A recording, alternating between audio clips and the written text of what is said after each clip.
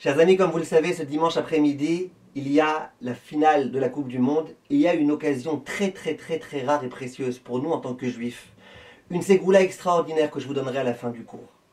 Les gens m'interrogent, est-ce qu'on a le droit de regarder, de visionner la finale de la Coupe du Monde? Alors déjà, je remercie les organisateurs qui visiblement aiment beaucoup les juifs et qui ont fait en sorte que en Israël, le match il aura lieu à 17h. C'est l'heure à laquelle exactement on peut allumer la Hanoukia, donc j'imagine que les gens ça va. Il n'y a pas encore de trop grand stress à 17h pile. Ils vont allumer à 17h pile et puis ensuite ils pourront regarder, donc ça ne dérangera pas trop l'allumage de la Hanoukia. Et en France, c'est à 16h, l'allumage il est à 18h, donc dans tous les cas évidemment les Français vont l'emporter sans avoir besoin de prolongation. Donc évidemment, Bezrat Hashem à l'heure de l'allumage, les gens ils seront déjà complètement tranquilles. La question que je me pose, indépendamment de Hanouka, c'est de savoir, est-ce que c'est permis, qu'est-ce que c'est pour nous, qu'est-ce que ça vaut pour nous de regarder la finale de la Coupe du Monde. Alors j'aimerais vous dire, mes chers amis, combien moi je suis ébahi quand je vois des gens qui sont pourtant intelligents et qui rentrent dans des états pas possibles lorsqu'il y a finalement un match de la Coupe du Monde. Qu'est-ce qui t'est arrivé? Pourquoi tu te mets dans ces états-là? Pourquoi tu pleures? D'accord, il y a un but contre toi, pourquoi tu pleures? Pourquoi tu cries? Pourquoi tu casses des choses? Pourquoi tu es tellement excité? Pourquoi tu es stressé? Tu es stressé au plus profond de toi, mais tu es quelqu'un d'intelligent. Oh, c'est que un match de foot. Et en fait, dans la psychologie des êtres humains, c'est comme ça que ça fonctionne. Un Français, il considère que l'équipe de France, elle le représente. Quelqu'un d'Argentine, il considère que l'équipe d'Argentine, elle le représente. D'une certaine façon, quand la France a gagné, c'est nous qui avons gagné, nous les Français. Et d'ailleurs, il le crie dans les rues, on a gagné, on a gagné. C'est-à-dire d'une certaine façon, quand l'équipe que tu supportes, elle gagne, c'est comme si c'est toi qui avais gagné.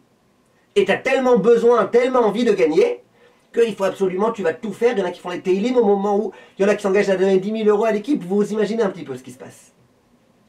Moi, j'aimerais vous dire, mes chers amis, je sais qu'il y a une excitation à voir un match de foot. Je sais qu'il y a une excitation à chaque instant savoir, ils vont rentrer un but, ils vont pas rentrer, ils vont rentrer, ils vont pas rentrer. Je sais. Et moi aussi, quand j'étais jeune, je regardais les matchs de foot. Et moi aussi, je trouvais qu'il y avait un très grand plaisir à ça. Mais réfléchissons un tout petit peu intelligemment. Premièrement, est-ce que l'équipe de France, elle me représente vraiment? Parce que l'équipe de France, elle gagne, ça veut dire que moi, j'ai gagné. Mais en quoi? C'est 11 joueurs qui n'ont rien à voir avec moi, qui vont marquer des buts. 11 joueurs qui sont très bons en football, qui a rapport avec moi. Et c'est d'ailleurs même intéressant de voir des gens qui sont hyper racistes, Front National et tout, et qui sont heureux quand l'équipe de France elle a gagné, alors que dans l'équipe de France, il y a beaucoup de gens qui ne sont pas tout à fait selon les critères du Front National. Je me contenterai de cela. Ça veut dire que tu te crées un rêve dans lequel ton équipe, c'est toi. Et donc si l'équipe, ton équipe, toi donc t'as perdu, la fin du monde. Il y a des gens qui se suicident après les matchs de foot. Il y a des gens pour lesquels c'est gravissime. Regardez ce qui s'est passé là, en France, toutes les émeutes qu'il y a eu, et qui étaient hélas prévisibles, après que la France ait vaincu le Maroc. En d'autres termes, première question qu'on doit se poser intelligemment, c'est en quoi la France, l'équipe de France de football, elle me représente vraiment? Deuxième question que je dois me poser.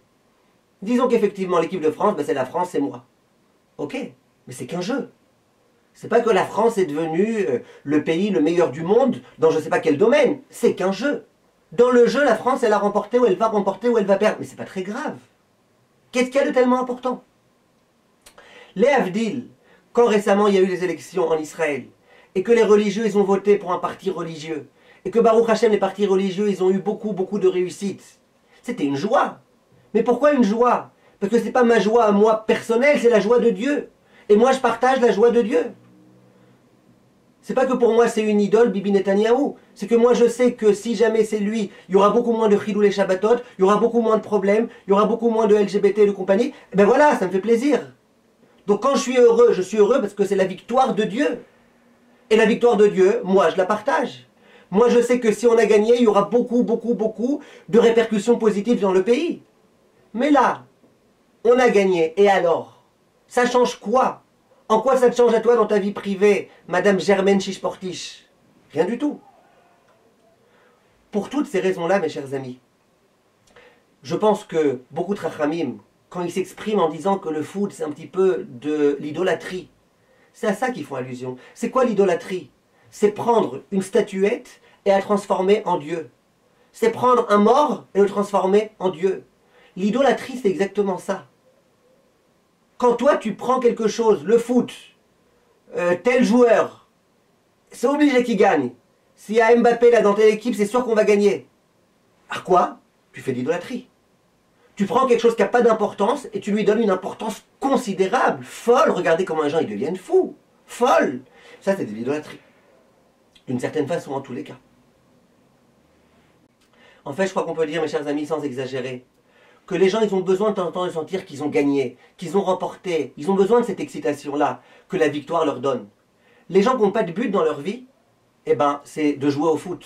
C'est de remporter, c'est de marquer des buts qui est un but pour eux. Mais les gens qui ont un but dans leur vie, qui ont des choses à faire dans leur vie, ben ils ont bien compris, tout ça c'est qu'un jeu, ça va, c'est qu'un jeu, ils s'excitent même pas. Ah, maximum on a perdu, ça va pas les affecter, c'est qu'un jeu, c'est rien du tout. Mais les gens qui n'ont pas de choses réelles dans leur vie sont obligés de trouver des enjeux qui en fait n'ont aucune espèce d'importance. J'aimerais vous dire, mes chers amis, que quand il y a un match de foot qui va tellement être visionné, les gens ils vont tout abandonner, leur travail, leurs choses, tout, parce que la finale de la Coupe du Monde.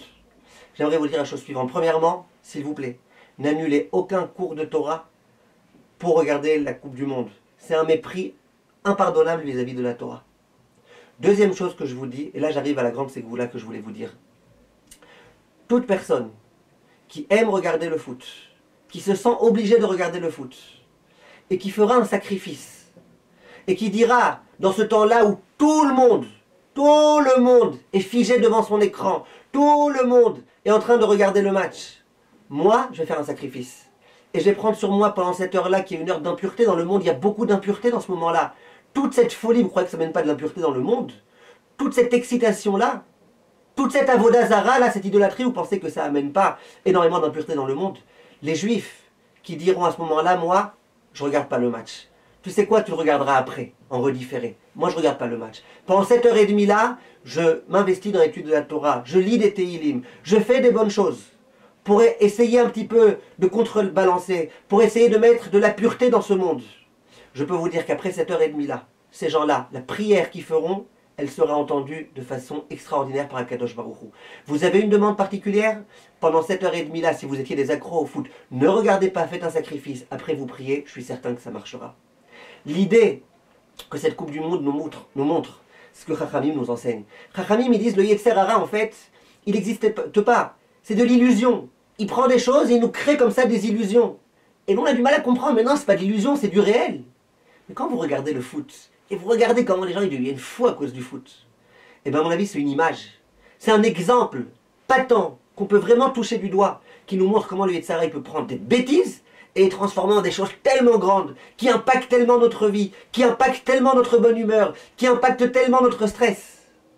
Yiratson Bezrat Hashem, que cette mondiale elle ait pu nous donner rien que cette leçon-là, et qu'on puisse en servir dans toutes les choses identiques de notre vie, dans lesquelles le Yetzer Hara il prend des bêtises et il les transforme à nos yeux comme étant des choses tellement extraordinaires.